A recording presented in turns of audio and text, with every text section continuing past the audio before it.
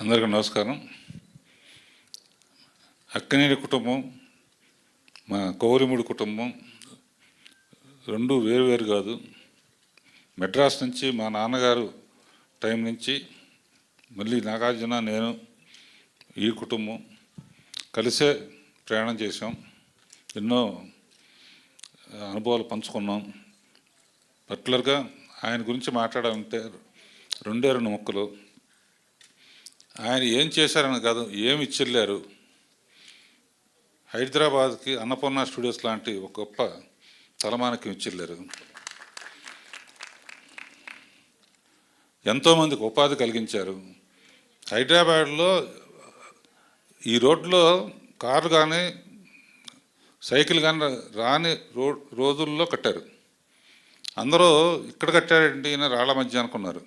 ఇవాళ అన్నపూర్ణ స్టూడియోస్ ఏషియాలో ఆ రోజుల్లో చెప్పేవారు, రామోజీ ఫిలిం సిటీకి ముందు అంత అందమైన స్టూడియో లేదు. అంతేకాకుండా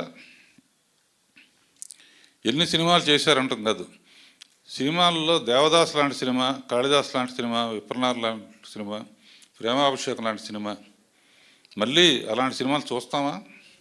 అసలు యాక్టింగ్ అనేది స్కోప్ ఉంటుందా అనిపించే లెవెల్లో చేసిన ఘనత నాగేశ్వరరావు ఒక్కరిది.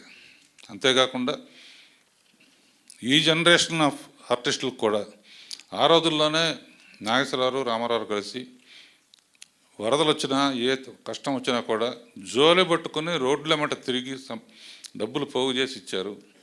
ఈ తరం వాళ్ళకి స్ఫూర్తినిచ్చారు. అటువంటిది మళ్ళీ సాధ్యం అవుతుందో తెలియదు. కానీ ఇలాంటి ఎన్నో గొప్ప గొప్ప కార్యాలకి శ్రీకారం చుట్టిన వ్యక్తి నాగేశ్వరరావు. ఆయన ఎప్పుడూ మనతోనే ఉంటారు. ఆయన సినిమాలు ఎప్పుడూ మర్చిపోని సినిమాలుగానే ఉంటాయి. అండ్ అందరూ తప్పకుండా చాలామంది దేవదాస్ చూడాలి అని వెయిట్ చేస్తున్నారు. అందులో ఒక అద్భుతమైన డైలాగ్ ఉంటుంది బాబు.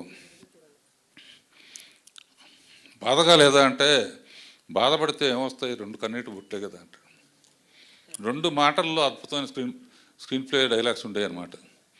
అలాంటి సినిమాలు మళ్ళీ రావాలని కోరుకుంటూ నాగేశ్వరరావుని మరీ తలుచుకుంటూ సెలవు తీసుకుంటున్నాను. తండ్రి కొడుకులతో చేసే అదృష్టం కూడా నాకు కలిగింది. రామదాస్లో నాగేశ్వరరావు నాగార్జున నమస్కారం పెడితే నాగేశ్వరరావు నమస్కారం పెడతాడు. ఏంటి ఈ షాట్ అన్నాడు ఆయన. గురువుగానేమో నాగార్జున నమస్కారం పెడుతున్నాడు. తండ్రిగా కుటుంబం చూసుకోవాల్సిన బాధ్యత నీదే బాబు అని ఆయన నమస్కారం పెట్టాడు అనమాట. ఆ ఉద్దేశంతో తీశాను ఆ షాటు. ఇప్పటికీ మర్చిపోలేని షాట్ అది. And I'm very lucky to do with father and son. And next generation చూస్తాం, వెయిట్ చేద్దాం. All the best. ఆయన ఎక్కడున్నా మనతోనే ఉంటారు. Doctor PVS